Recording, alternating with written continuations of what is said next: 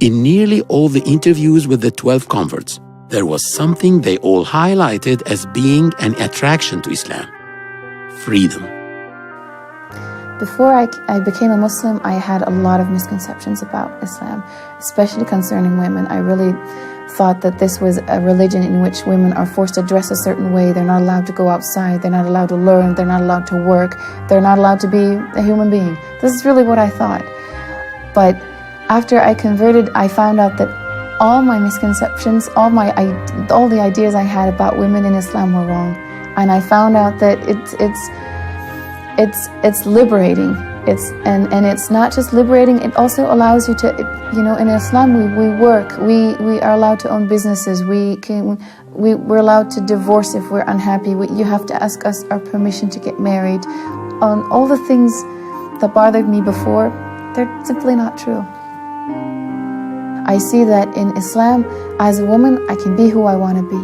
I can work. Another important thing is I can dress how I want to. I'm not pushed by the media, by the fashion of the day. My body is my own. I'm free from all the looks of people. I'm free from all the pressure of being too skinny or being too fat or walking on high heels or wearing certain super expensive designer clothes that after you wear them twice, you gotta buy new ones. I can just focus on my real life.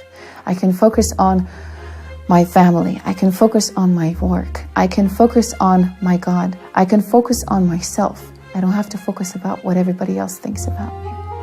And I think this is one of the things that is so attractive in Islam for women. You are valued for the person you are. You're liberated from having to be an object, having to be something that's only there for being beautiful.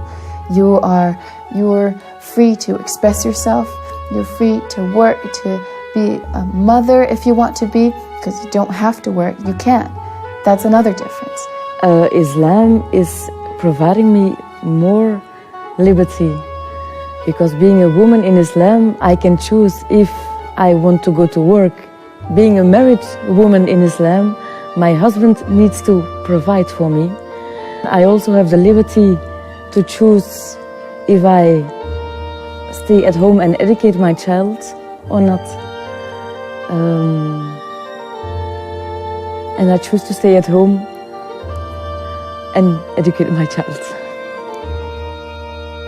I also feel more freedom. In Hong Kong, every woman have to work. Even you are a man, you will think women have to work for the family. But in Islam, actually, man has the responsibility. I can choose to work, and you cannot disallow me to work, but I can choose to work or not. The concept of original sin and the freedom of women, because people had thought that woman was the cause of all evils. She's the one that tempted Adam. She's the one that asked him to eat from the tree. Consequently, all women were evil and they were seducers. But of course, when the concept of original sin was clarified in the Quran, that God had forgiven Adam and Eve, and that Eve did not commit this sin, and that Adam himself had committed it by himself, and both of them were forgiven, so also women were free from this kind of concept that would restrict their freedom. The freedom that I long for is the freedom to worship my Creator and to do what is pleasing to Him. And that for me is freedom.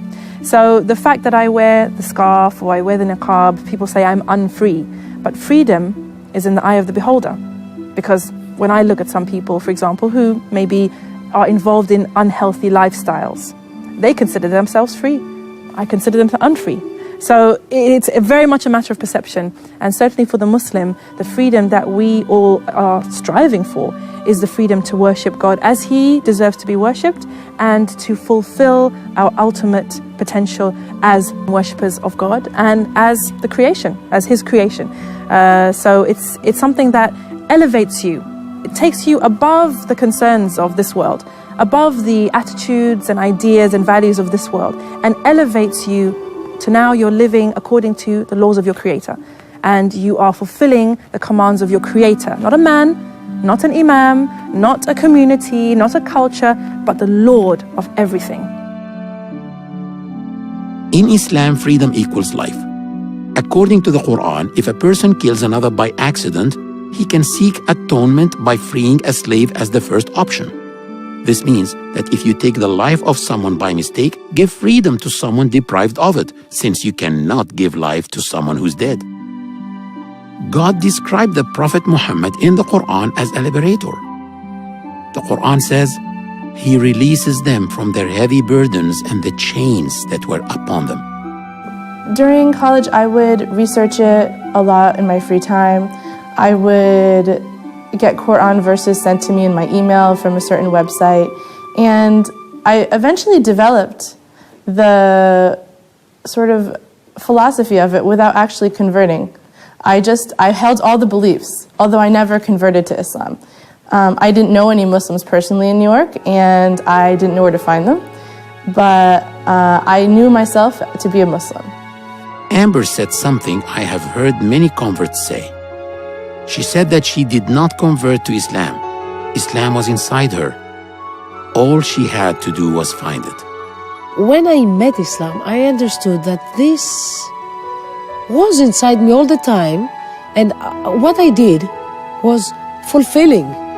Yes, I take from outside knowledge, but it was inside. It was like a fire that needed some to light up more. Now that I'm converted, I have something beautiful, and it's called the prayer. We pray 5 times a day, which means that 5 times a day I relax. 5 times a day I'm in meditation. 5 times a day I give my worries to my God, to my Creator. And this is my favorite thing in Islam. If you've never prayed, go for it. Just try. It'll save you. It saved me. What converts always express about liberty being an aspect that attracted them to Islam seems opposite to what a person may see in some Muslim societies which apply their own old cultures and just flavor them with Islam. This does not do justice to Islam. Therefore, if any society or individual oppresses women or discriminates against them, it is against Islam, not because of it.